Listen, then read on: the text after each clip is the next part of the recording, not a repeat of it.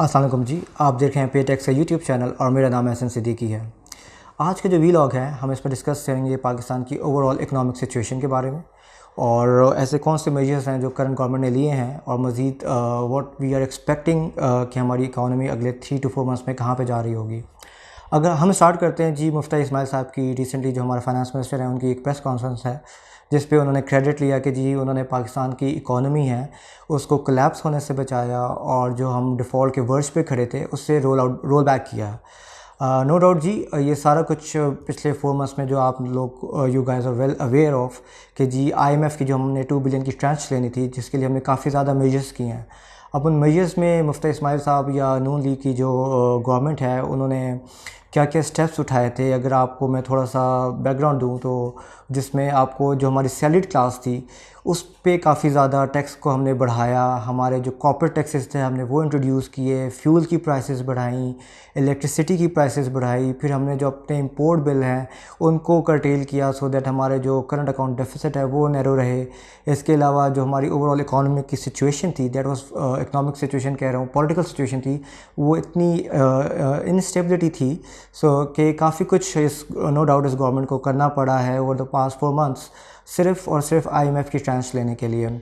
मुफ्ती इस्माइल साहब ने ये भी बताया कि जी हमारी जो ओवरऑल स्ट्रेटजी रही है वो ये थी कि जी हमारा जो फिस्कल डेफिसिट है उसको हमने कंट्रोल करना है और हमारा जो ट्रेड डेफिसिट आ रहा है, जो करंट अकाउंट डेफिसिट है उसको हमने नैरो करना है। वो किस तरह नैरो करना है जी, हमारी जो ओवरऑल इंपोर्ट्स हैं उनको कर्टेल करके उनको कंट्रोल में रख के। ओवरऑल जो ये स्ट्रेटजी है इंपोर्ट को कर्टेल करने की, it has actually work for Pakistan और हमारा जो ट्रेड गैप था वो अगर हम जुलाई के मंथ देखते हैं तो वो 48% डिक्रीज़ हुआ है और जिसकी मेन वजह ऑब्वियसली हमारे जो इंपोर्ट्स हैं वो 38% नीचे आई हैं। वेयर इसको भी माइंड में आपने रखना है कि जो हमारी एक्सपोर्ट्स हैं वो 24% प्लंग भी रही हैं।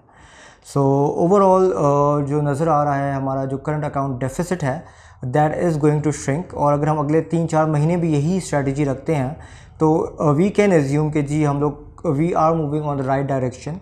यस, अगर अब और भी कुछ फैक्टर्स देख लें, जो हमने जून में ऑयल के रिज़र्व या स्टॉक्स ख़रीदे थे वो अब it will be paid of, यानी कि जो अभी करंट मंथ्स में हमें इतने ज़्यादा उस पर परचेज़ नहीं करना पड़ेगा जिसकी वजह से हमारा जो इंपोर्ट बिल है वो थोड़ा लेस होता रहेगा। अगर आप ओवरऑल डेवलप्ड कंट्रीज़ की इकॉनमी भी देख लें तो उसमें आपको रिसेशन का हिंट नज़र आ रहा है जिसकी वजह से इंटरनेशनल मार्केट में ऑयल प्राइसेस बहुत नीचे आएंगी और इसकी वजह से भी हमारा जो करंट अकाउंट डेफिसिट है वो भी श्रिंक हो सकता है। अब ये सारे जो मेजर्स मुफ्ती इस्माइल साहब ने लिए हैं ओवरऑल ये बड़े शॉर्ट टर्म मेजर्स थे और ये ओवरऑल आप कह लें कि हमारी इकॉनमी को लॉन्ग टर्म फ़ायदा नहीं दे सकते। लॉन्ग टर्म के लिए हमें we need to take some other measures also. ये छोटे छोटे स्टेप्स तो आपने ले लिए कि जी आपको IMF से एक ट्रांच आ जाएगी, उस ट्रांच से ये होगा कि जो आपके ओवरऑल पाकिस्तान के जो रिज़र्व्स हैं वो कुछ बेहतरी की तरफ आ जाएंगे। आपके जो डोनर और फ्रेंडली कंट्रीज़ हैं जो आपको मज़ीद कुछ नेशंस या कुछ लोन देना चाहते हैं वो भी आपको दे देंगे। बट अगैन हमें हमारी इकॉनमी में कुछ इम्बैलेंसेस हैं, कुछ स्ट्रक्चरल इम्बैलेंसेस हैं जिसको हमने लुक आफ्टर करना है सो दैट हम लॉन्ग टर्म सर्वाइव कर सकें। होता यह है कि हम कुछ शॉर्ट टर्म मेजर्स तो ले लेते हैं बट हम लॉन्ग टर्म मेजर्स पे काम नहीं करते जिसकी वजह से we have to go through boom and bust cycle और फिर से हमें 3 साल बाद IMF के पास जा पहुंचना पड़ता है। तो वो ऐसे स्ट्रक्चरल इम्बैलेंसेस क्या हैं जिस पे हमें फोकस करना चाहिए। सबसे पहले जी हमारी एग्रीकल्चर जो सबसे कम है, एग्रीकल्चर को हमें ग्रो देना है, हमारी जो इंडस्ट्रियल प्रोडक्टिविटी है उसको हमने बढ़ाना है। जब ऑब्वियसली हमारी एग्रीकल्चर और इंडस्ट्रियल प्रोडक्टिविटी बढ़ेगी तो हमारे एक्सपोर्ट बिल्स भी बढ़ते जाएंगे। इसके अलावा हमारे अनड्यूज पब्लिक एक्सपेंडिचर्स हैं जो गवर्नमेंट करती है उस पे हमें फोकस रखना है कि जो नेसेसिटीज़ हैं हमें उस पे एक्सपेंडिचर्स पे जाना चाहिए। इसके अलावा जो हमारी स्टेट ओन्ड एंटरप्राइजेज़ हैं जो गवर्नमेंट को पैसा कमा के देती हैं वो बिल्कुल भी पैसा नहीं कमा रही हैं। आपकी स्टील मिल देख लें, आपकी PIA देख लें, ये सारे इदारे बद से बदतर हालत पे जाते जा रहे हैं। तो we need to focus on these also. इसके अलावा हमारा जो टैक्स टू GDP रेशो है वो जी अराउंड 9% है जो कि कुछ भी नहीं है, ना होने के बराबर है। We need to focus on growing our tax base, we have to broaden our tax base rather than deepening it. इसके अलावा जी हमारे आप देख लें जो हमारी अनडॉक्यूमेंटेड इकॉनमी है it compromises of around more than 30% of overall economy of Pakistan. तो हमें उस अनडॉक्यूमेंटेड इकॉनमी को फॉर्मल इकॉनमी में लेकर आना है, उसको टैक्स ब्रैकेट में लेकर आना है, उस बिजनेसेस को रिकॉर्ड में लेकर आना है, जिससे ओवरऑल हमारे स्ट्रक्चरल जो इम्बैलेंसेस है, जो हमारे इकॉनमी के पिलर्स हैं, उनको बहुत ज़्यादा फ़ायदा होगा। अभी करंटली अगर हम इकॉनमी की सिचुएशन की बात करते हैं तो उस पर हम नोट करें कि हमारी जो इन्फ्लेशन है, जो सेंसिटिव प्राइस इंडेक्स है, उसने अराउंड 38.62% इन्फ्लेशन रिकॉर्ड किया है, which is highest ever.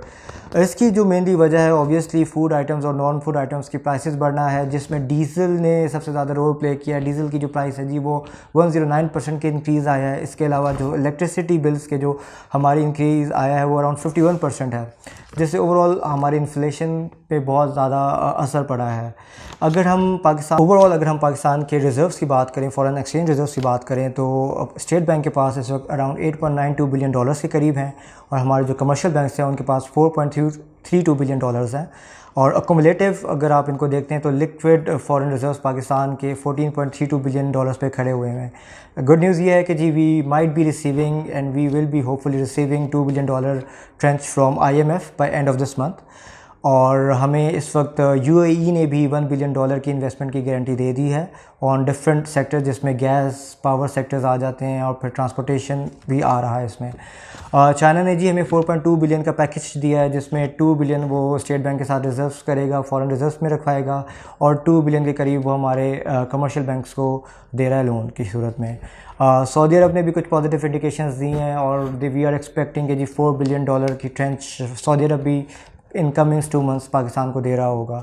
So overall अगर हम देखें तो पाकिस्तान की इस वक्त डायरेक्शन इकनॉमिक स्टेबिलिटी की तरफ यकीनन है, but again we need to work on our structural imbalances in the economy which are imperative. Thank you.